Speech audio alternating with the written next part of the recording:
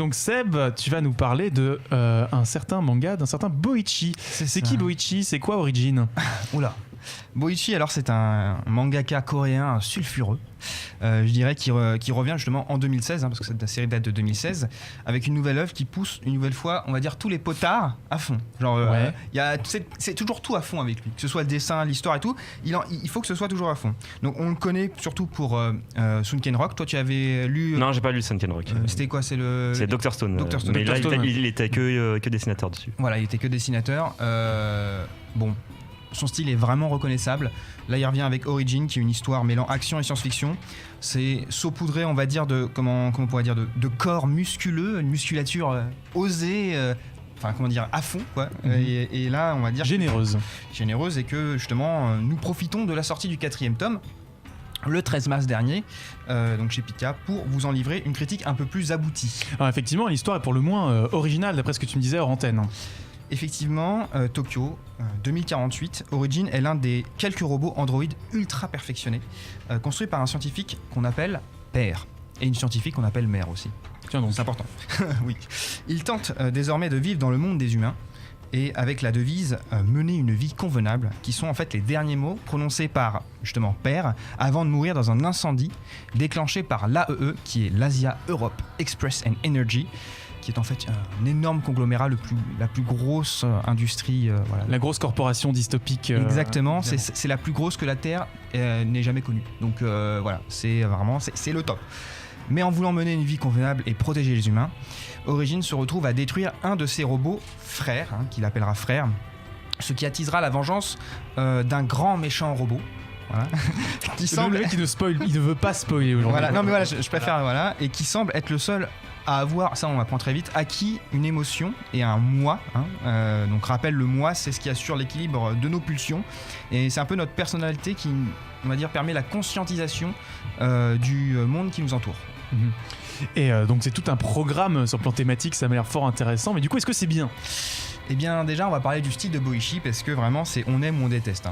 Le gars, très anatomique, c'est-à-dire que tous les dessins, on va vraiment ressentir les muscles, on va vraiment ressentir les volumes, sauf que toute la musculature est vraiment poussée au maximum. C'est vraiment des pecs énormes, c'est des trapèzes énormes, c'est des cuisses, mais des cuisseaux, mais comme vous n'en avez jamais vu. C'est quoi.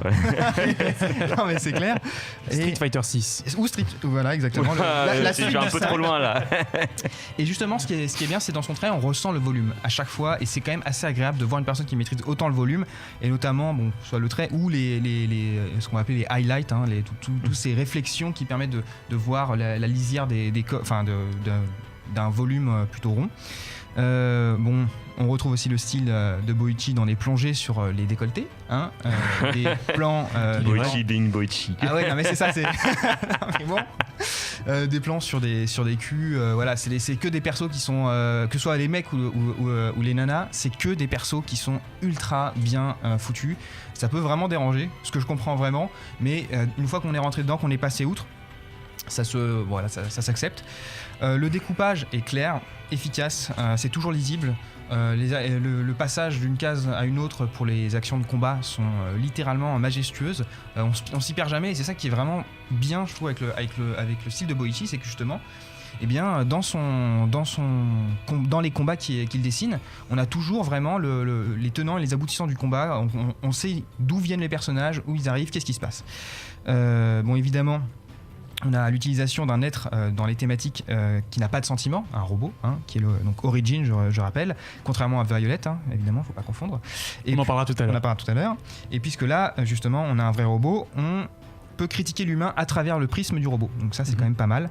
Il y a le côté humour d'un robot qui doit apprendre à vivre au travers des humains. C'est-à-dire qu'il ne doit pas se faire repérer, donc du coup il va aller littéralement avoir une vie de spécialiste en robotique au sein de l'AEE, donc je rappelle l'entreprise qui a tué son daron. Au niveau des réflexions philosophiques, clairement on est sur un truc à gros sabots. Littéralement on nous explique tout. Nous vivons dans une société. Voilà, non mais c'est ça, évidemment. C'est Ghost in the Shell, quoi. Non, justement. Non, oui, de Masamune Shirow, évidemment, mais pas le film. Ah, ok. Je parle au niveau de la lisibilité, c'est vraiment, tout est très évident, mais ça fait toujours plaisir. Parce que parfois, on a quand même besoin de se poser des questions.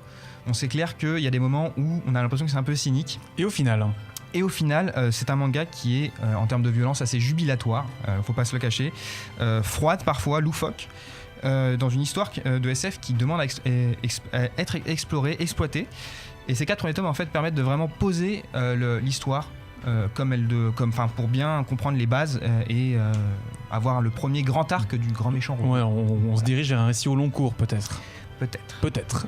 Olivier, tu es familier de l'œuvre de Boichi un peu ou Pas trop, j'avais pas vraiment suivi Sunken Rock. J'ai pas vu Origin, par contre j'ai vu Dr. Stone, voilà, dont il est le dessinateur mais pas le scénariste. Alors tu as lu ou tu as vu? Parce que l'animé arrive. J'ai pas vu l'animé, il est pas encore fait, donc ça sera difficile de le voir maintenant. Au mois de juillet. Au mois de juillet, oui, et je suis curieux de voir ce qu'ils vont en faire. Moi de même, écoute, toi Pierre, Boichi.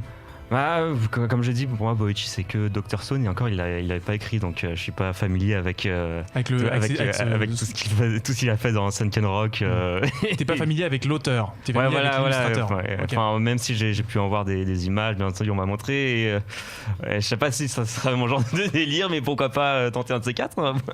Graphiquement c'est vrai que ça en jette, et c'est vrai que je me souviens quand je travaillais à Animeland, Sunken Rock ça faisait partie des séries où on savait que si tu voulais faire un poster avec ça, t'avais vraiment quelque chose qui claquait visuellement. C'est vraiment un dieu du dessin. Oui. Alors, dernière question de The Maniac. En quoi ça diffère des autres productions avec des synthétiques ou des cyborgs ? Rapidement. Alors rapidement, c'est que là, on va vraiment avoir le côté vie. Enfin, c'est un peu extrapolé, mais vie de tous les jours du robot, parce qu'en fait à chaque fois qu'il a au début je parle, je sais pas ce qui va se passer à la fin, mais pour l'instant par exemple après un combat il est en miettes et il faut pas qu'il se fasse repérer, donc il va devoir trouver de l'argent, parce qu'en fait c'est un robot qui est fauché, donc comme il est fauché, il doit travailler, il doit trouver des moyens de se réparer, etc. Donc il y a toute cette thématique là qui apparaît, il y a l'histoire de marché noir auquel il participe, qui aura un effet sur on va dire la quête principale du héros. Donc voilà. Donc c'est récit à tiroir, on va dire. Voilà, il y a plusieurs échelles, effectivement. C'est un manga tranche de vie, quoi. On revient à tranche de vie. Attention, on a posé une base. Jeux vidéo, BD, manga, séries et cinéma de genre. L'actu Pop & Geek, c'est dans Hyperlink, votre cocktail de bulles et de pixels, avec Karel et son équipe, tous les dimanches à 16h, en direct sur VL.